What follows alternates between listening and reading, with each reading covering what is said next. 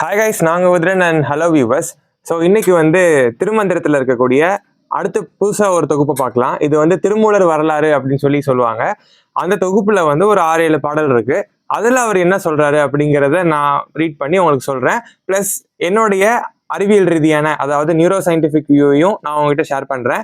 So இப்போதான் நீங்க முதல்ல என் சேனலுக்கு வரீங்க அப்படின்னா, நான் திருமந்திரம் அப்படிங்கிற அந்த ஒரு தமிழ் நூலை ஒவ்வொரு பாடலையும் எடுத்து அதுக்கான தமிழ் பொருளை சொல்லி அப்புறம் என்னுடைய பார்வையில நான் பார்க்கக்கூடிய அறிவியல் விஷயத்தை நான் உங்களுக்கு ஷேர் பண்ணிட்டு இருக்கேன். ஸோ மறக்காம என் சேனல்ல இருந்து இந்த மாதிரி இன்ஃபர்மேஷன் தெரிஞ்சுக்கணும்னு நினைச்சீங்கன்னா சப்ஸ்கிரைப் பண்ணிக்கோங்க. நிறைய பேருக்கு இதை போய் சேரணும்னு நினைச்சீங்கன்னா ஷேர் பண்ணுங்க. ஸோ இதில் is further time, let's get started.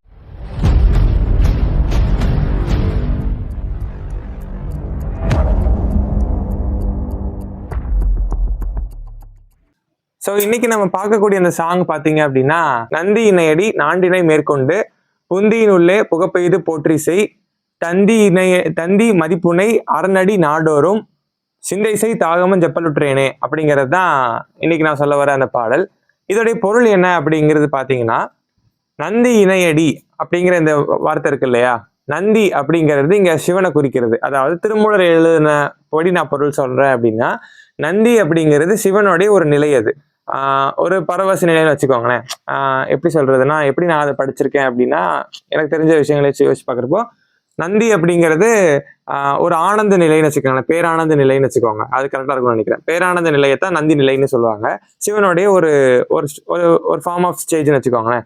So Nandi இணையடி அப்படின்னா ஒரு இப்போ இந்த உலகத்தில் எடுத்துக்கோங்களேன், நல்லது கெட்டது, ஆண் பெண், சரி தவறு, இப்படின்னு எல்லாத்துலயுமே 2 இருக்கு இல்லையா. ஆனா இந்த 2 இருக்கிறது எல்லாமே அடிப்படையில ஒண்ணுல இருந்து வந்ததுதான் இல்லையா. செயல் அப்படிங்கறத வச்சுக்கிட்டோம். ஒரு உதாரணத்துக்கு எடுத்துக்கிட்டோம் அப்படின்னா, செயலுடைய விளைவு தான் நல்லது, செயலுடைய விளைவு தான் கெட்டது, செயலுடைய விளைவு தான் வெற்றி, செயலுடைய விளைவு தான் தோல்வி இல்லையா.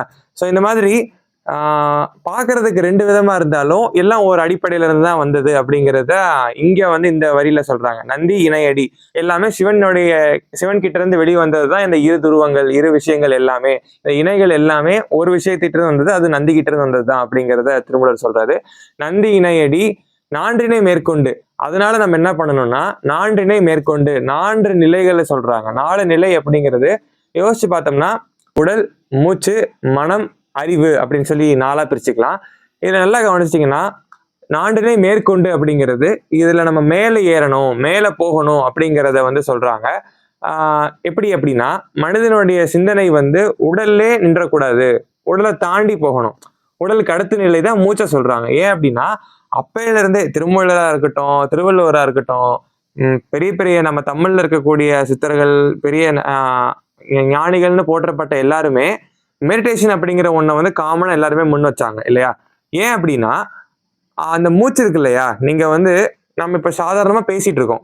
பேசிட்டு இருக்கப்ப பாத்தீங்கன்னா, நம்ம மூச்சை கவனிக்கிறது இல்லை, ஆனா தானா மூச்சு விட்டுட்டு தான் இருக்கும்.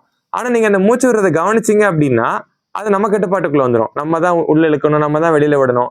இதை நம்ம மெடிடேஷன் பண்றப்ப கவனிச்சுக்கிட்டே இருந்தோம்னா, மூச்சை நம்ம கவனிச்சோம் அப்படின்னா நம்ம மனசை நம்மளால கட்டுப்படுத்த முடியும் அப்படிங்கிறது தான் அவங்க எல்லாரும் சொன்ன ஒரு அடிப்படை தத்துவமா இருக்குது இல்லையா. அப்ப நான் என் மூச்சை கட்டுப்படுத்தினா என் மனசை கட்டுப்படுத்த முடியும். முதல்ல நீங்க உங்க உடலை கட்டுப்படுத்தணும் இல்லையா. உடலை கட்டுப்படுத்தி ஒரு இடத்துல நான் உட்காரணும் அப்படிங்கிற முடிவு பண்ணணும். சும்மா அங்கிட்ட ஆடிட்டே இருக்கக்கூடாது அப்படிங்கிறது இல்லையா. ஸோ உடலை ஃபர்ஸ்ட் கட்டுப்படுத்தணும். அந்த சிந்தனையை அதுக்குள்ள இருந்து வெளியில முதல்ல கொண்டு வரணும். அண்ட் ஆல்சோ அதுக்கு அடுத்த ஸ்டேஜா மூச்சை நம்ம கவனிக்க ஆரம்பிக்கணும். மூச்சை கவனிக்க ஆரம்பிச்சோம் அப்படின்னாலே ஆட்டோமேட்டிக்கா கொஞ்சம் கொஞ்சமா ட்ரெயின் ஆகி மனசை கட்டுப்படுத்த ஆரம்பிப்போம். மனசை கட்டுப்படுத்தி ஒரு நிலைப்படுத்தினாதான் அறிவுங்கிற ஒரு நிலைக்கு நம்ம போக முடியும் இல்லையா. ஸோ இதைதான் திருமூலர் வரியில சொல்றாரு. நந்தி இணையடி இது எல்லாமே சிவன் கிட்ட இருந்து வந்ததுதான் அப்படிங்கிறத புரிஞ்சுக்கணும். புரிஞ்சுக்கிட்டு இந்த 4 விஷயத்துல ஒன்னோட ஒண்ணு மேலே ஏறி போகணும்.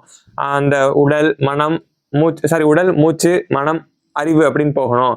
நம்ம கீழே விலங்கு நிலையில இருக்கக்கூடாது, விலங்கை தாண்டிய ஒரு நிலை, அதான அந்த விழிப்புணர்வு நிலை, நம்ம மனிதருக்கு கொடுத்த சக்சஸ் அல்லது. ஸோ அதுக்கு போகணும்னு சொல்றாங்க. நந்தி இணையடி நான்றினை மேற்கொண்டு புந்தியினுள்ளே புகப்பெய்து போற்றி செய். புந்தியினுள்ளே அப்படின்னா, புந்திங்கிறது அறிவை மீன் பண்றது. ஓகேவா. நம்ம அறிவு அப்படிங்கிறது நம்ம உள்ளுக்குள்ள இருக்கு, அந்த மனசுக்குள்ள. நீங்க அந்த மனசை கொஞ்சம் கொஞ்சமா கட்டுப்படுத்தீங்க அப்படின்னா, புந்தியினுள்ளே புகப்பெய்து போற்றி செய் அப்படின்னா ரெகுலரா நீங்க அதை ட்ரை பண்ணுங்க. அதாவது உங்க எண்ணங்களை நீங்களே கவனிங்க அப்படின்னு சொல்றாங்க. இப்ப நான் இப்படி உங்ககிட்ட இப்ப பேசிட்டு இருக்கேன்னு வச்சுக்கோங்களேன். ஃபார் எக்ஸாம்பிள் இப்ப வீடியோ எடுத்துட்டு இருக்கேன், வீடியோ பேசிட்டு இருக்கேன், வீடியோல கேமரா பார்த்து பேசிட்டு இருக்கேன். பேசிட்டு இருக்கிறக்கே மைண்டுக்குள்ள ஏதாவது ஓடுச்சுன்னா, உதாரணத்துக்கு வேற ஏதோ ஒன்று வெளியில வேற ஏதோ நடக்கிறது, ஐயோ இன்னைக்கு காலைல சார் அசைன்மெண்ட் சப்மிட் பண்ண சொன்னாரு அப்படின்னு நான் அதை பத்தி யோசிச்சுட்டு இருந்தேன் அப்படின்னா, இங்க என்னால தெளிவா பேச முடியாது. பட் ஆனா நான் அதை தான் யோசிச்சுட்டு இருக்கேன். லைட்டா ஒரு கேன்சர் வந்துட்டு போச்சு. ஆனா நான் அதை கவனிக்கிறேன் இல்லையா? அதாவது இதுக்கு இந்த இன்ஃபர்மேஷன் இப்ப வருது, இப்ப நான் இதானே பண்ணணும் அப்படிங்கிறத கவனிக்கிறதெல்லாம். இப்ப நான் வந்து இது பண்ணிட்டு இருக்கேன், இப்ப எனக்கு இந்த எண்ணம் வருது, அது தேவையில்லை, இதுதான் பண்ணணும். இதுக்கு பேரு மெட்டா காக்னிஷன் சொல்லுவாங்க. இது யூஸ்வலா எல்லா ஹியூமனுக்குமே இருக்கும். ஆனா கொஞ்சம் கம்மியான லெவல்ல தான் நம்ம எல்லாருமே பண்ணிட்டு இருப்போம். இந்த மெட்டா காக்னிஷன் லெவல், அதாவது நம்மளோட சிந்தனையை நம்மளே கவனிக்கக்கூடிய நிலை, அதை நம்ம ப்ராக்டிஸ் பண்ண அது ரொம்ப ஸ்ட்ராங்காக ஆரம்பிப்போம். ஓகேவா? ஸோ இதுதான் வந்து புந்தியினுள்ளே. அது நீங்க நம்ம மைண்ட் அது ரெகுலரா நம்ம வந்து கவனிக்கணும், நம்ம எண்ணங்களை நம்ம கவனிக்கணும். புகைப்பெய்து போற்றிசை, புகைப்பெய்து போற்றிசை, ஆமா, புந்தியினுள்ளே புகைப்பெய்து போற்றிசை அப்படின்னா அது ரெகுலரா நீங்க அதை பண்ணிக்கிட்டே இருங்க, போற்றிசை அப்படிங்கறத சொல்றாங்க. அடுத்து பாத்தீங்கன்னா, நந்தி நேடி நாடனை மேற்கொண்டு புந்தியினுள்ளே புகைப்பெய்து போற்றிசை தந்தி மதிப்புனை அறநடி நாடோறும். தந்தி மதிப்புனை அப்படின்னா, தந்திங்கிறது இங்க எதை மீன் பண்ணுதுன்னா நரம்புகளை மீன் பண்ணுது. அதாவது இந்த இதயம், நம்ம ஹார்ட், மூளை, இது எல்லாத்தையும் இணைக்கக்கூடிய, அவங்க சொல்லுவாங்க இல்லையா, நரம்புகள்லாம் நிறைய இருக்கு இல்லையா. இந்த நரம்புகள், அதாவது நம்ம சிந்தனைகளை வந்து கொண்டு போகக்கூடிய அந்த நரம்புகள் மூளைக்குள்ள இருக்குல்ல. ஸோ அதை வந்து நம்ம மதிப்புனை அறநடி மேற்கொண்டு, அதாவது ரெகுலரா நம்ம அதை சிந்திக்கிறப்போ அதுல நம்ம சிவனை நிலைநிறுத்தணும். அதாவது நீங்க வந்து சிவன் அப்படிங்கிற ஒரு விஷயத்த வந்து வெளியில தேடாதீங்க. வெளியில கோயில்லையோ இல்ல பேச்சு சொற்பொழிவுகள்லையோ சிவன் கிடையாது. அது உங்களுக்குள்ளதான் இருக்கு, உங்க மனசுக்குள்ளதான் இருக்கு. அதை நீங்க வந்து கண்டுபிடிங்க அப்படிங்கிறத சொல்றாங்க. தந்தி மதிப்புனை அறநடி நாடோர், அறநடி நாடோருமா. ஸோ ரெகுலரா நீங்க வந்து தந்தி, அதாவது இந்த டிராவலிங் பேத் இருக்கு இல்லையா, நீங்க எண்ணங்கள் நினைக்கக்கூடிய அந்த, அதை வந்து உங்க பிரெயின்ல வந்து கொடுக்குது இல்ல, அந்த வழிகள் எல்லாத்துலயுமே நீங்க அதை வந்து கவனிக்க ஆரம்பிங்க, சிவனை கொண்டு போய் நிறுத்துங்க அப்படிங்கிறத சொல்ல வராங்க இந்த 3வது வரியில இருந்து. கடைசி வரி வந்து பாத்தீங்கன்னா, நந்தி நேடி நாண்டினை மேற்கொண்டு புந்தியினுள்ளே புகைப்பெய்து போற்றிசை தந்தி மதிப்புனை அறநடி நாடோறும் சிந்தை செய் தாகமன் தெப்பலுற்றேனே. சிந்தை செய் அப்படின்னா சிந்தனை செய்ன்னு சொல்றாங்க. சிவனை சிந்தனை செய் அப்படிங்கிறது. அப்படி செய்யறது மூலியமா, உங்க எண்ணங்களை நீங்க கவனிக்கிறது மூலியமா, அதை ஒரு கட்டுப்பாட்டுக்குள்ள கொண்டு வர்றது மூலியமா, உங்க மனசை உங்களுடைய கட்டுக்குள்ள கொண்டு வர மூலியமா என்ன நடக்கும் அப்படின்னா, தாகமன் ஜெப்பலுற்றேனே. தாகமஞ்ச் அப்படிங்கிறது தாகங்களை குறிக்கிறது, அதாவது பேராசைகளை குறிக்கிறது. எல்லா ஆசைகளையும் சொல்லலாம். ஸோ அந்த ஆசைகளை வந்து நம்ம யோசிச்சுக்கிட்டே அது எல்லாருக்கும் ஏதோ ஒரு வகையில நம்ம அட்ராக்ட் ஆகி தானே இருக்கும். ஒரு ஏதோ ஒரு ஆசை நமக்குள்ள இருந்துட்டே தான் இருக்கும். அதை நோக்கி தான் எல்லாருமே ஓடிட்டே தான் இருப்போம். அதை நோக்கி தான் தவறுகள் செய்வோம். அதை நோக்கி தான் நம்மளுடைய செயல்கள் இருக்கும், எல்லாமே இருக்கும். ஏதோ ஒரு வகையில அது நல்லதாகவும் இருக்கும், கெட்டதாகவும் இருக்கும் இல்லையா. ஸோ அந்த தாகங்களை குறைக்கிறது, அழிக்கிறது. தாகமன் செப்பலுட்டனே, அது முழுமையா எனக்கு அழிஞ்சு போச்சு அப்படிங்கிறத நம்மளே, அவர் சொல்றாரு, திருமூலர் சொல்றாரு. இந்த மாதிரி நான் வந்து சிவன் அப்படிங்கிற ஒருத்தரை வந்து கும்பிட்டேன். அவர் வந்து நந்தியோடைய வடிவத்துல இருக்கிற ஒரு நிலை அது. அவர் தான் இந்த உலகத்தோடைய நல்லது கெட்டது எல்லாத்தோடைய 2 வகையான விஷயங்கள் எல்லாத்துக்கும் அடிப்படை அவர் தான். அவரை நான் தினமும் வந்து கவனிக்க ஆரம்பிச்சேன். எனக்குள்ள இருக்கக்கூடிய மூச்சை கவனிச்சு, மூச்சு மூலியமா என் எண்ணங்களை கவனிக்க ஆரம்பிச்சேன். என் எண்ணங்களை கவனிச்சு மனசை கட்டுப்படுத்திட்டு அதுல சிவனை நிறுத்தினதுனால என்ன ஆயிடுச்சு அப்படின்னா, எனக்குள்ள இருக்கக்கூடிய ஆசைகள் எல்லாம் குறைஞ்சு போனதுனால நான் வந்து அதை உங்ககிட்ட இப்ப சொல்றேன் அப்படின்னு சொல்லி திருமூலர் இந்த பாடல் வரி மூலியமா நம்ம கிட்ட சொல்றாரு. ஓகேவா? ஓகே, இதுல நான் பார்க்கக்கூடிய அறிவியல் ரீதியான, அதாவது நியூரோ சயின்ஸ் வியூ என்ன அப்படிங்கிறது என் மைண்டுக்குள்ள தோணுனதான் நான் சொல்றேன். இதுல இந்த பாடலுடைய பொருள் உங்களுக்கு புரிஞ்சிருக்கும்னு நினைக்கிறேன். இப்ப இத ஒரு சின்னதா பாத்தீங்கன்னா, மூச்சை கட்டுப்படுத்தணும். மூச்சு மூலியமா எண்ணங்களை வந்து நீங்க கவனிக்க ஆரம்பிச்சு ஒரு சிவனை வந்து மைண்ட்ல நிறுத்தணும். அப்படி நிறுத்துறது மூலியமா உங்களுடைய ஆசைகள்லாம் குறைஞ்சு போயிடுது, நீங்க காம் ஆயிடுறீங்க. அதாவது அப்படிங்கிறத நான் புரிஞ்சுக்கிட்டேன். இதை வந்து சயின்டிபிக்கல் ஓரியன்டா சொல்றேன் அப்படின்னா, ஃபர்ஸ்ட் விஷயம் மூச்சை கவனிக்கிறது. நம்ம மூச்சு விடுறோம் இல்லையா, இதை வந்து கட்டுப்படுத்தக்கூடிய ஆர்கன் எது அப்படின்னா, நம்ம மூளையில வந்து பான்ஸ் அப்படின்னு சொல்லி ஒரு ரீஜியன் இருக்கும். பான்ஸ், மெடுலா ஆப்லங்கேட்டா அப்படின்லாம் இருக்கும். இந்த பகுதிகள் தான் என்ன பண்ணும் அப்படின்னா, அந்த பகுதிகளுடைய ஒர்க்கே என்ன அப்படின்னா, நம்ம கண்ட்ரோல் இல்லாத சில விஷயங்கள், நம்ம உடம்புக்குள்ள நடக்கக்கூடிய சில விஷயங்கள், நம்ம கட்டுப்பாடுல இல்லாத அந்த விஷயங்களை கட்டுப்படுத்துறது தான் அதோடைய ஒர்க்கு. சொன்னோன்னே உங்களுக்கு புரிஞ்சிருக்கும். உதாரணத்துக்கு மூச்சு இல்லையா, நம்ம கட்டுப்பாட்டுல அது கிடையாது, தானா போயிட்டு வர்றதுதான். நானும் நம்ம அதை கட்டுப்படுத்த முடியும், சில நேரங்கள்ல நம்ம அதை கவனிச்சோம்னா கட்டுப்படுத்த முடியும். அப்புறம் ஹார்ட் பீட், நம்ம ஒன்றும் ஹார்ட் பீட்டை துடின்னு ஒவ்வொரு நேரமும் அதை துடிக்க வச்சுக்கிட்டே இருக்கிறது இல்லை இல்லையா, அது தானா துடிச்சுக்கிட்டு இருக்கு, அதுவே அதோடைய வேலையை பார்த்துட்டு இருக்கு. துடிக்கிறதோட நிப்பாட்டுச்சா? இல்லை, ரத்தத்தை வந்து எல்லா இடத்துக்கும் டிரான்ஸ்மிட் பண்ணுது. மூளைக்கு போகுது, கிட்னிக்கு போகுது, எல்லா இடங்களும் எங்க எங்க ரத்தம் தேவைப்படுமோ அங்க போகுது. நம்ம சுவாசிக்கிற காத்த ரத்தத்தோட கலந்து அந்தந்த பகுதி கொண்டு போய் சேர்க்குது. அங்கங்க இருக்கக்கூடிய அழுக்க கொண்டு வந்து கிட்னி கொண்டு போகுது. கிட்னி அதை வந்து பிரிச்சு எடுத்து அதை கரெக்டா ப்ராப்பரா வேஸ்ட்டை வெளியேற்றுறது கொண்டு போகுது. சாப்பிட்ற சாப்பாடு உள்ள தானா செரிமானம் ஆகுது. ஹார்மோன் வேலை செய்யுது. இப்போ நான் இவ்வளோ பேசிட்டு இருக்கேன்ல, இவ்வளோ வாயடிச்சு பேசிட்டு இருக்கேன்ல, ஆனா எனக்குள்ள என்ன நடக்குது அப்படின்னா ஹார்மோன் ரிலீஸ் ஆகிட்டே தான் இருக்கும். இந்த நேரத்துல நான் வந்து இதை கவனமா இந்த வார்த்தைகளை இங்க சேர்க்கணும், இதுக்கான பொருள் இப்படி சொல்லணும் அப்படின்னு நான் யோசிச்சு பேசிட்டு இருக்கேன்ல, இதெல்லாம் இப்படிங்கிறதுக்குள்ள நடக்கிறது தான். அது எல்லாம் எனக்குள்ள நடந்துட்டே தான் இருக்குது. அதுக்கான ஹார்மோன் ரிலீஸ் ஆகிக்கிட்டே தான் இருக்குது. நான் ஃபோக்கஸா இருக்கிறதுக்கு ஹார்மோன் ரிலீஸ் ஆகிட்டே தான் இருக்குது.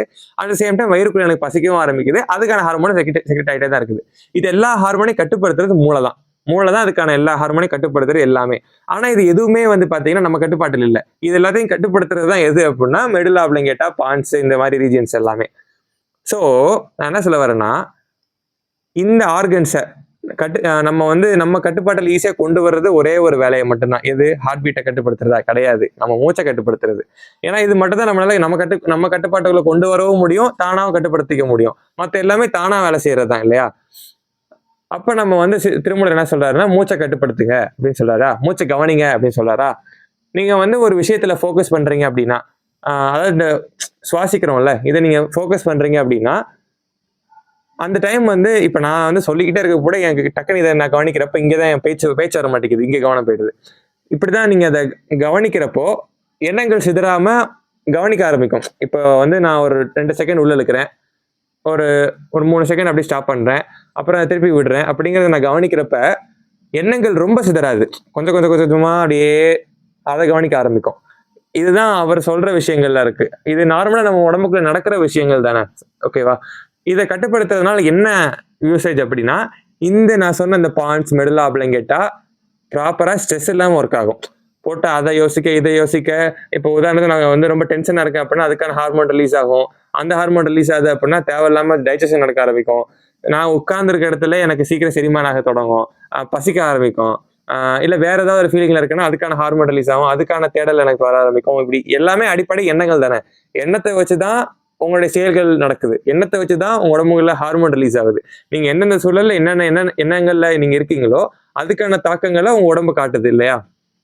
சோ அந்த எண்ணங்களை நீங்க தவிர்த்துட்டா, அந்த எண்ணங்களை நீங்க உங்க கட்டுப்பாட்டுக்குள்ள கொண்டு வந்துட்டா என்ன நடக்கும் அப்படிங்கிறது தான் இங்க நான் சொல்லிட்டு இருக்கேன். சோ அதுதான் வந்து மூச்சை கட்டுப்படுத்துங்க. மூச்சை கட்டுப்படுத்துனீங்கன்னா அதை கட்டுப்படுத்த முடியும்னு சொல்றாங்க. அடுத்து வந்து எண்ணங்களை கவனிக்கிறது. நான் என்ன சிந்திக்கிறேன் அப்படிங்கிறத நானே கவனிக்கிறது. அதுக்கு பேர் வந்து மெட்டா காக்னிஷன் அப்படின்னு சொல்லுவாங்க. மெட்டா காக்னிஷன் அப்படின்னா, காக்னிஷன் அப்படின்னா எப்படி சொல்றது, நம்ம வந்து இந்த நமக்குள்ள நடக்கிறது, நமக்கு வெளியில வந்து நம்ம இன்னொரு மனிதர்கிட்ட நம்ம வந்து இன்ட்ராக்ட் பண்றது, நம்ம சுத்தி இருக்கக்கூடிய அந்த ஒரு சூழல் இருக்கு இல்லையா? இப்போ எனக்கு குளிருது, இப்போ ஹீட் ஆகுது, இப்படி நம்ம சுத்தி இருக்க சூழ்நிலையோடையும் சுத்தி இருக்கக்கூடிய மனிதர்களோடையும் நாம இன்ட்ராக்ட் பண்ற அந்த ஒரு ப்ராசஸ் இருக்கு இல்லையா? அதுக்கு பேர் தான் காக்னிஷன். இது நம்ம மூளை பண்றதுதான். அந்த காக்னிஷனுக்கும் மெட்டா காக்னிஷன்னா என்ன அப்படின்னா, நம்ம எண்ணங்களை நாமளே கவனிக்கிறது. இப்போ நான் இதுதான் பண்றேன், இது பண்ணிட்டு இருக்கேன், இப்போ நான் பேசிட்டு இருக்கேன் அப்படிங்கறது எனக்கு நான் கவனிச்சுட்டே இருக்கணும். அதாவது நாமளே நமக்கு முன்னாடி நின்று பாக்குற மாதிரி வச்சுக்காங்க. இப்போ கேமரா இருக்குல்ல, ஃபார் எக்ஸாம்பிள், என்னைய நானே முன்னாடி நின்று கவனிச்சுட்டு இருக்க மாதிரி, நான் இது பண்றேன், நான் அது பண்றேன், நான் சிந்திக்கிறேன் அப்படிங்கிறத கவனிக்கிறது. இது யாரும் அதிகமா பண்ண மாட்டோம். பட் அப்படி பண்ண என்ன ஆகும் அப்படின்னா, மெட்டா காக்னிஷன் பண்ண அதை திருமூலர் அடுத்து சொல்றாரு இல்லையா, என்ன நந்தியினை ஏடி நாண்டினை மேற்கொண்டு புந்தியினுள்ளே புகப்பெய்து போற்றுச்சு. ரெகுலரா பண்ணு அப்படின்னு சொல்றாரு இல்லையா? ரெகுலரா நான் என்னுடைய மூச்சை கண்ட்ரோல் பண்றதா இருக்கட்டும், இல்லை என்னுடைய எண்ணங்களை நானே கவனிக்கிறதா இருக்கட்டும், அப்படி கொஞ்சம் கொஞ்சமா கவனிக்க என்ன ஆகுது அப்படின்னா, அது அப்படியே என் கட்டுக்குள்ள வந்துருது. இதுக்கு பேர் தான் நியூரோ பிளாஸ்டிசிட்டின்னு சொல்லுவாங்க. இப்ப இருக்க அறிவியல்ல வந்து நியூரோ பிளாஸ்டிசிட்டின்னு சொல்லுவாங்க. ஒரு விஷயத்தை நீங்க மாத்தணும்னு நினைச்சீங்க அப்படின்னா அதை கொஞ்சம் கொஞ்சமா நீங்க உங்க ப்ராக்டிஸ் பண்ணுங்க. ப்ராக்டிஸ் பண்ண பழைய விஷயங்களை நீங்க வந்து மாத்திடலாம், புதுசா ஒரு விஷயத்தை கத்துக்க முடியும் அப்படிங்கிறது தான் நியூரோ பிளாஸ்டிசிட்டியோட ஒர்க். இதைத்தான் வந்து அவர் சொல்றாரு. நீங்க ரெகுலரா ப்ராக்டிஸ் பண்ண உங்க எண்ணத்தை கவனிக்க என்ன ஆகும் அப்படின்னா, நம்ம ப்ரீஃப்ராண்டல் கார்டெக்ஸ்ன்னு சொல்லி இந்த ஒரு முன்பகுதியில ஒரு பார்ட் இருக்கு. இதோடைய ஒர்க்கு தான் நம்ம ஹியூமன்ஸோடைய இன்டெலிஜென்ஸை கொடுக்கறது. கீழ்நிலையான இந்த விலங்கு கிட்ட இருந்து நம்மளை பிரிச்செடுக்கிறதும் முக்கியமான வேலையை இது செய்யறதுன்னு வச்சுக்கோங்களேன். நம்ம சிந்திக்க வைக்கிறது, ப்ராப்பரா யோசிக்க வைக்கிறது, மேத்தமெட்டிக்கலா யோசிக்க வைக்கிறது, எல்லாமே ஒரு டெக்னிக்கலா அணுகிறதுன்னு சொல்லுவாங்க இல்லையா? ஸோ அந்த மாதிரி விஷயங்களுக்குலாம் காரணம் இதுதான். ஆனா இது நம்மளுக்கு இப்ப எல்லாருக்குமே வந்து பாத்தீங்கன்னா இதோட ஆக்டிவிட்டி ரொம்ப கம்மியா தான் இருக்கு. இதோட ஆக்டிவிட்டி ரொம்ப அதிகமா இருக்குன்னா டிஃபால்ட் மோட் நெட்வொர்க்னு ஒரு ரீஜன் இருக்கு. இதோட ஆக்டிவிட்டி தான் ரொம்ப அதிகமா இருக்கு. ஏன் அப்படின்னா, அது வந்து முழுக்க முழுக்க எமோஷன்ஸோட சார்ந்தது. அது அந்த ஒரு ரீஜன் ஃபுல்லாமே எமோஷனலா சிந்திக்கிறது. நம்ம சிந்திக்கிற எல்லா சிந்தனையும் பாருங்களேன், ஒண்ணு நேத்து நடந்ததை சிந்திப்போம், இல்ல நாளைக்கு நடக்க போறதை சிந்திப்போம். நேத்து நடந்ததை பத்தி யோசிக்கணும் அப்படின்னா ஒண்ணு ஐயோ இப்படி நடந்துருச்சே, இது இப்படி நடந்திருக்கலாமோ அப்படிங்கிற மாதிரி சிந்திப்போம். இப்படி சொல்லிட்டாங்களே அப்படின்னு யோசிப்போம். நாளைக்கு நடக்கிறது ஃபியூச்சரை பத்தி யோசிச்சோம் அப்படின்னா இப்படி நடந்தா எப்படி இருக்கும், இப்படி நம்மளுக்கு கிடைச்சா எப்படி இருக்கும் அப்படிங்கிற ஒரு எதிர்பார்ப்போட யோசிப்போம். இங்க ரெண்டுத்துலயுமே பாத்தீங்கன்னா அடிப்படை ஆசை தான். ஆசையும் நம்மளுடைய எமோஷன்ஸும் தான். அந்த எமோஷன் கலந்துதான் நம்ம வந்து அதை நம்ம ரெண்டுத்தையுமே சிந்திக்க ஆரம்பிப்போம் இல்லையா? ஸோ இந்த எமோஷன்ஸ் இல்லாம இந்த எமோஷன்ஸோட சிந்திக்கிறதுனால தான் டிஃபால்ட் மோட் நெட்வொர்க் ரொம்ப ஆக்டிவா இருக்கு. ஏன் அப்படின்னா குறிப்பா அதை சொல்லணும் அப்படின்னா வென்ட்ரல் டெக்மெண்டட் ஏரியான்னு சொல்லி ஒரு ஏரியா இருக்கு, நியூக்ளியஸ் அக்கும்பன்ஸ் சொல்லி ஒரு ஏரியா இருக்கு. இதெல்லாம் செக்ரெட் பண்ற ஹார்மோன் இந்த டோபமைன் அப்படின்னு சொல்லி கேள்விப்பட்டிருப்பீங்க. இது என்ன பண்ணும்னா நம்மளுக்கு ஒரு இப்ப நான் கடந்த காலத்தை பத்தி யோசிக்கிறேன் அப்படின்னா அந்த அதே இதுல நம்மளுக்கு அதுக்கான ஆன்சர் கொடுப்போம் தெரியுமா? இப்போ உதாரணத்துக்கு நான் வந்து யார்ட்டையே திட்டு வாங்கிட்டேன்னு வச்சுக்கேன். ஃபார் எக்ஸாம்பிள் என்ன எங்க மேம் திட்டாங்க அப்படின்னா, ஒருவேளை மேம் திட்ட பாராட்டி இருந்தா அப்ப நான் அதுக்கு ஒரு சொல்யூஷன் கொடுப்பேன் தெரியுமா? அப்போதான் நம்ம பிரெயினுக்கு ஒரு ஹைப் ஆகும். உடனே அது வந்து பல வகையில மறுபடியும் யோசிக்க ஆரம்பிக்கும். திருப்பி திருப்பி ரீவைண்ட் பண்ணி இது இப்படி அப்படி இப்படி அப்படின்னு அது நமக்கு ஒரு சந்தோஷத்தை கொடுத்துக்கிட்டே இருக்கும். நம்ம இப்படி அப்படி உட்காந்துட்டே இருப்போம். ஸோ அந்த ஒரு விஷயத்துக்கு அதுக்கு அடிக்ட் ஆயிடும் மூளை. அது ஒரு ஷார்ட் டெம்பரவரியான ஒரு சந்தோஷம் தான், ஆனா அதுக்கு நம்ம மூளை அடிக்ட் ஆயிடும். இந்த மாதிரி சின்ன சின்ன சந்தோஷம் கிடைக்கக்கூடிய விஷயங்கள், டக்கு டக்குன்னு கிடைக்கிற சந்தோஷம் கிடைக்கிற விஷயங்கள் எல்லாத்துக்குமே நம்ம மூளை வந்து ஒரு அடிமையா மாறுறது ஈஸியா, அதுக்கு ட்ராப் மாதிரி, அதுக்கு சீக்கிரம் அடிமையாயிடும். போன்ஸ்ல நம்ம ஸ்க்ரோல் பண்ற விஷயமா இருக்கட்டும், லைஃப்ல நடக்கிற விஷயங்களா இருக்கட்டும், உடல் சார்ந்த விஷயங்களா இருக்கட்டும், இல்ல இந்த கற்பனையில சுத்துற விஷயங்களா இருக்கட்டும், இது எல்லாமே அந்த டக்கு டக்குன்னு நடக்கிற விஷயங்கள் தான். அதனால சீக்கிரம் அடிக்ட் ஆயிடும். அதனால இந்த ப்ரீஃப்ரான்டல் மோட் நெட்வொர்க்கோட ஆக்டிவிட்டி இந்த ப்ரீஃப்ரான்டல் கார்டெக்ஸ் ஆக்டிவிட்டி ரொம்ப கம்மியாயிடுது. ஸோ இதை நம்ம சரி செய்யணும் அப்படின்னா நீங்க இப்ப மூச்சை கட்டுப்படுத்துறீங்க, எண்ணங்களை கவனிக்கிறீங்க அப்படின்னா கொஞ்சம் கொஞ்சமா நீங்க உங்களுடைய எமோஷன்ஸை லாஸ் பண்ணுவீங்க. அதாவது லாஸ் பண்றது சென்ஸ் எமோஷன் இல்லாம சிந்திக்க ஆரம்பிப்பீங்க. அப்ப இந்த இன்டெலிஜென்ஸ் ஒர்க் ஆக ஆரம்பிக்கும், அதோட ஆக்டிவிட்டி கம்மியாக ஆரம்பிக்கும். இதோட ஆக்டிவிட்டி அதிகமாக தான் உங்க இன்டெலிஜென்ஸ் அதிகமாகும். அதாவது அவர் சொன்ன மாதிரி உடல்ல இருந்து மூச்சு மூலியமா மனசை கட்டுப்படுத்துறீங்க. மனசை கட்டுப்படுத்த ப்ரீஃப்ரான்டல் கார்டெக்ஸ் ஆக்டிவிட்டி ரைஸ் ஆகுது. ஸோ தட் இன்டெலிஜென்ஸ் அதிகமாக ஒர்க் ஆகுது. அறிவு நிலை இதான தீர்மானிக்கும் நான் சொன்னேன் இல்லையா? ஸோ அந்த இன்டெலிஜென்ஸை அது இன்க்ரீஸ் பண்ணுது அப்படிங்கறதான் அவர் சொல்றாரு. ஸோ இதை நீங்க ரெகுலரா ப்ராக்டிஸ் பண்ணணும் அப்படிங்கிறது தான் அவர் சொல்ல ஒரு விஷயம். ஏன்னா ரெகுலர் ப்ராக்டிசிங் மட்டும்தான் வந்து நம்ம அதில் ஸ்ட்ராங் பண்றதுக்கு ஹெல்ப்ஃபுல்லா இருக்கும். ஏன்னா டிஸ்ட்ராக்ஷனும் ஒரு வகையான ப்ராக்டிசிங் தான். நம்ம சின்ன பிள்ளைல இருந்தே டிஸ்ட்ராக்ஷன் பண்ணிட்டே தான் இருக்கும். சின்ன பிள்ளைல இருந்தே கற்பனையில இருந்துட்டு தான் இருக்கும். நம்மளுக்கு யாரும் சொல்லிக் கொடுக்கல இந்த எண்ணத்தை இப்படி எண்ணத்தை கட்டுப்படுத்தணும் அப்படின்னா தான் மூளை வேலை செய்யும். அப்பெல்லாம் நம்ம கூட யாரும் ட்ரெயின் பண்ணல. அந்த காலங்கள்ல அந்த குருகுல கல்வி எல்லாம் சொல்லுவாங்க இல்லையா? அப்ப அந்த காலங்கள்ல மனசை கட்டுப்படுத்தணுங்கிறத அவங்க சொல்லி கொடுத்துருக்காங்க. மெடிடேஷன்ங்கிறது ஒரு இம்பார்ட்டன்டான ரோலாவே அங்க இருந்ததுக்கு. ஆனா இப்ப நம்ம காலங்கள்ல அது கிடையாது. டிஸ்ட்ராக்ஷன் தான் மெயின் ரோலா இருக்கு. ஸ்கூலுக்கோ காலேஜுக்கோ வந்தாலே அவங்களுக்கு ஹோம்ஒர்க் நாங்க போன்லாம் சென்ட் பண்றோம், நீங்க படிக்கிறது வந்து போன்ல தான் படிக்கணும் அப்படின்னு எல்லாம் சொல்றாங்க. போனை எடுத்து படிக்க போனா மேல நோட்டிபிகேஷன் வரும், என்னன்னு பார்க்க போவோம், அப்படியே அதுல மாட்டிக்குவோம், கொஞ்ச நேரத்துக்கு நேரம் போயிடும். ஸோ நம்ம வாழ்ற உலகமே டிஸ்ட்ராக்ஷன்ல தான் இருக்கும். ஆனா அதுல நம்ம வந்து இந்த மாதிரி சில விஷயங்கள் அந்த நூல்கள் திருமந்திரம் மாதிரி நூல்கள்ல இருந்து சொல்ல விஷயங்கள் நான் சொல்றேன் இல்லையா, ட்ரை பண்ணி பாருங்க. முழுசா நம்ம வந்து அவர் சொன்ன மாதிரி மாறி நான் வந்து சிவனா மாற போறேன், திருமூலர் சொல்லிட்டாரு நமக்குள்ளதான் சிவன் இருக்காரு, சிவனா மாற போறேன்னு ட்ரை பண்ணீங்கன்னா அது உங்க விருப்பம். பட் டெக்னிக்கலி இந்த காலத்துல வந்து இம்பாசிபிள் சொல்ல மாட்டேயாது, ஐ எம் பாசிபிள் அப்படிங்கிற மாதிரி நம்ம அது ஒவ்வொருத்தவங்களுக்கு உள்ள பாசிபிள், ஐ எம் பாசிபிள் அப்படிங்கறத நீங்க மாத்திக்கணும். நம்மளால முடியும் அப்படின்னு நினைச்சு நீங்க ட்ரை பண்ணீங்கன்னா, தியானம்ங்கிறதே வந்து பாத்தீங்கன்னா அது வந்து ஒரு நிலை இல்லை, அது ஒரு செயல்னு சொல்லலாம். நான் வந்து எந்த வேலை செஞ்சுட்டு இருந்தாலும் என் மனசை நான் கவனிச்சுக்கிட்டே இருந்தேன்னு வச்சுக்கோங்களேன், என்னோட எண்ணங்கள் என்னவா இருக்குன்னு கவனிச்சு அதை நான் வந்து கண்ட்ரோல் பண்ணிட்டே இருந்தேன் அப்படின்னா அவர் சொல்ற மாதிரி நான் எந்த வேலை செஞ்சுட்டு இருந்தாலும் என் மனசை என்னால கட்டுப்படுத்த முடியும் இல்லையா? இப்போ திருமூலரோ இல்ல பெரிய பெரிய தமிழ் ஆட்களோ நம்ம படங்கள்ல சில கேரக்டர்ஸ் எல்லாம் பார்த்து வாவ் இவ்வளோ இப்படிலாம் இருப்பாங்களா அப்படின்னு யோசிச்சுப்போம் இல்லையா? ஸோ அவங்க எல்லாம் வந்து செயல் செஞ்சுக்கிட்டே தான் இருக்காங்க. ஆனால் அட் சேம் டைம் அவங்க கவனம் இருக்கு இல்லையா, அந்த கவனம் நிலையா இருக்கு இல்லையா, அது வந்து அப்பதான் என்ன புரிஞ்சுக்கலாம்னா நம்மளால எந்த ஒரு வேலை செஞ்சுக்கிட்டேவும் மனசு அமைதியா வச்சுக்க முடியும். அந்த நிலைக்கு போகணும்னா இந்த மாதிரி சில விஷயங்கள் நம்ம வந்து கொஞ்சம் கொஞ்சமா ப்ராக்டிஸ் பண்ணி கொண்டு வரணும் அப்படிங்கிறது தான் இன்னைக்கு நான் உங்ககிட்ட ஷேர் பண்றேன். ஸோ அடுத்த பாடலை நான் ஆராய்ச்சி பண்ணி உங்ககிட்ட அடுத்த வீடியோல ஷேர் பண்றேன். ஸோ மறக்காம இதை பத்தி என்ன நினைக்கிறீங்கிறத கமெண்ட்ல சொல்லுங்க. அண்ட் முடிஞ்ச அளவுக்கு இந்த மாதிரி தமிழ் நூல்கள் இப்ப கோயில்ல கூட சொல்றது இல்லப்பா, திருமந்திரத்தெல்லாம் நான் தான்ப்பா யூடியூப் சேனல் கத்தி சொல்லிட்டு இருக்கேன். அதனால முடிஞ்ச அளவுக்கு நீங்க வந்து இதை யாருக்காவது போய் சேரணும், இல்லை இந்த மாதிரி தமிழ் விஷயங்களை வந்து நிறைய பேர் கேட்கணும்னு நினைச்சாங்கன்னா போய் சேருங்க. இன்னும் நிறைய ரீச் ஆகுச்சுன்னு வச்சுக்கோங்களேன் இந்த திருமந்திரத்தை, இன்னும் நிறைய பேருக்கு போய் சேர்ற பட்சத்துல தான் எனக்கு ஒரு சாட்டிஸ்ஃபேக்ஷனா இருக்கும். ஏன்னா இது வந்து நான் ஓப்பனா சொல்றேனே, ரெண்டே காரணத்துக்கு தான். ஒண்ணு, இது மூலியமா எனக்கு ஒரு ஏர்னிங்ஸ் கிடைக்கும் இல்லையா? ஏர்னிங்ஸ் இல்லாம நான் வந்து சேவை செய்யணும் அப்படிங்கிறதெல்லாம் நான் வந்து இல்லை நான் சேவையா செய்யறேன் அப்படின்னு சொல்லி நான் பொய்லாம் சொல்ல மாட்டேன். நான் வந்து மனுஷன் தான். அதனால ஏர்னிங்ஸ் அப்படிங்கிற தனி. அட் த சேம் டைம் எனக்கு தமிழ்ல மேல வந்து ஒரு பற்று அதிகம்.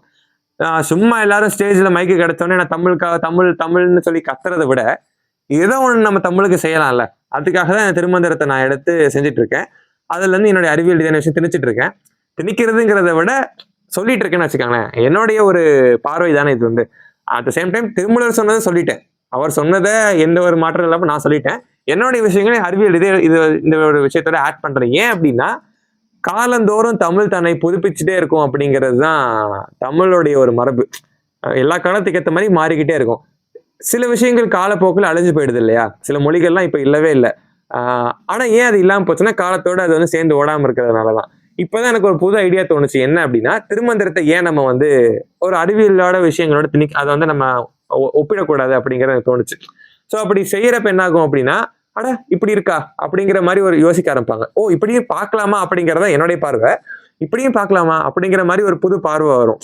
ஓஹோ ஓகே ஆமா. ஏன்னா சில விஷயங்கள் எல்லாம் புரியுறது இல்லை நம்மளுக்கு. அதே சிங்க்ல தான் நம்ம பிரெயின் கூட நடக்கிறத நான் சொல்லிட்டு இருக்கேன். இதெல்லாம் டெக்னிக்கலி சயின்டிபிக்கலி ப்ரூவ் தானே. ஸோ அப்படி சொல்றதுனால தமிழ் பூசா என்ன ஆகும், திருமந்திரம் என்ன ஆகுது, இத்தனை நாள் அது வந்து திருப்பி அந்த திருமந்திர தாக்கம் வந்து குறைஞ்சதுக்கு காரணம் அதோடைய பொருள் வார்த்தைகள் வந்து அவ்வளவு எளிதா யாருக்கும் புரியாது அப்படிங்கிறதுனால அது அப்படியே கொஞ்சம் மங்கி போச்சு. அதை யாரும் பாடாம போனாங்க. ஸோ இப்போ நான் பொருள் சொல்றேன்ல, பொருளையும் நானே சொல்லிடுறேன், படிச்சு நானே சொல்லிடுறேன், அதுக்கான அறிவியல பூசா நானும் ஒன்று சொல்றேன். ஸோ மறுபடியும் ஒரு கொஞ்ச நாள் அது வந்து போகும், அடுத்த தலைமுறை கொண்டு போய் சேர்க்கலாம் அப்படிங்கிற ஒரு நினைப்பு தான். ஸோ முடிஞ்ச அளவுக்கு ஷேர் பண்ணுங்க. என்ன நினைக்கிறீங்க கமெண்ட்டை சொல்லுங்க. நான் அடுத்த வீடியோவில் உங்களை வந்து மீட் பண்றேன். So see you next time. Tata bye.